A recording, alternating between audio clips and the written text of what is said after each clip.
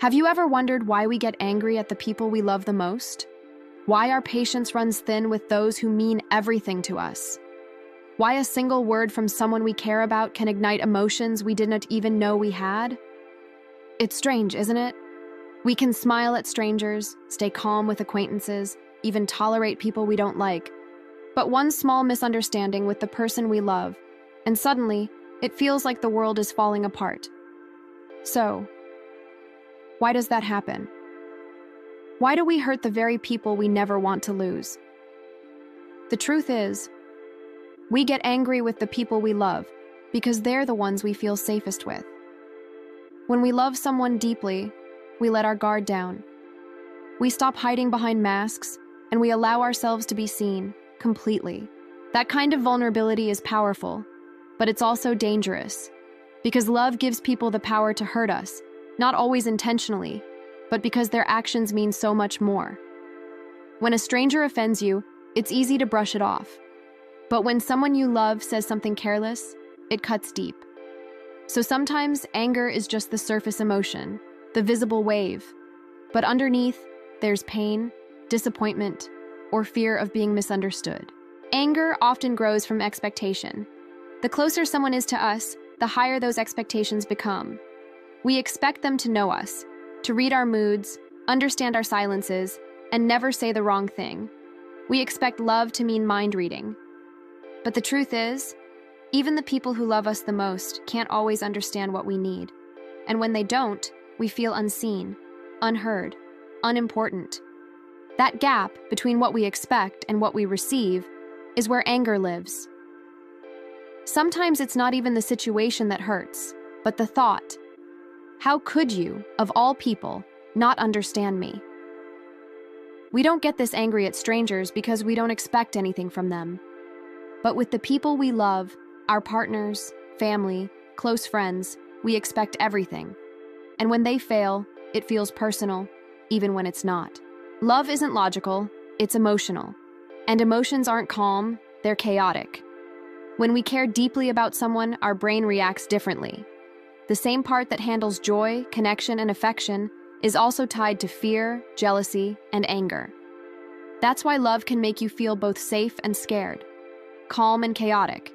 It's not just affection, it's vulnerability magnified. When you love someone, their words carry weight. Their silence feels louder. Their opinions shape how you see yourself. So when something goes wrong, it's not just a disagreement, it feels like rejection. Like the bond you depend on is slipping through your hands. And that's when anger steps in, as a shield, as a defense, as a way to hide the fear of being hurt. For many of us, anger is a mask. It's easier to be angry than to admit that we're hurt. It's easier to shout than to say, "You made me feel unloved." It's easier to close up than to say, "I'm scared of losing you."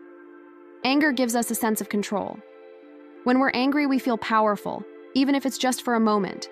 But sadness, fear, vulnerability, those make us feel small, exposed, fragile. So instead of crying, we yell. Instead of admitting fear, we argue. Instead of saying, "I need you," we say, "You always let me down."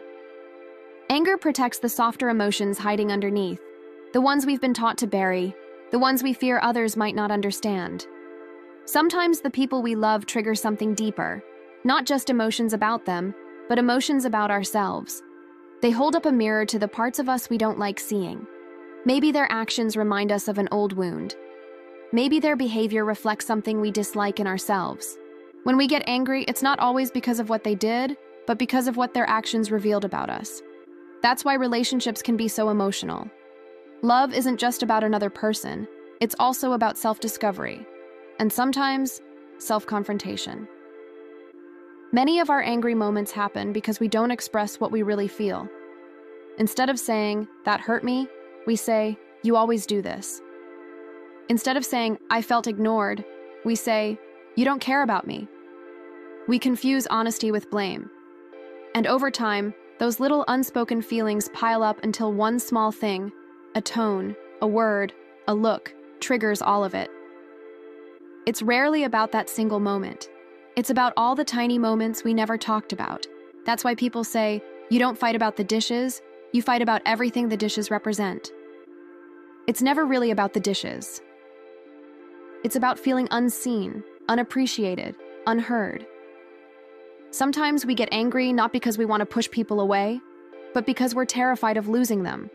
We get angry as a way to express care, to say, "You matter to me," even if it comes out the wrong way. When someone's presence means everything, the thought of distance, emotional or physical, becomes unbearable. So instead of saying, "I'm scared of losing you," we pick fights, we withdraw, we build walls. It's ironic, we hurt the people we love to protect ourselves from being hurt by them. The truth is, most of us were never taught how to handle love. We were taught to chase it, but not to manage it. We were told to find someone, but not how to communicate, how to apologize, how to calm down, how to listen.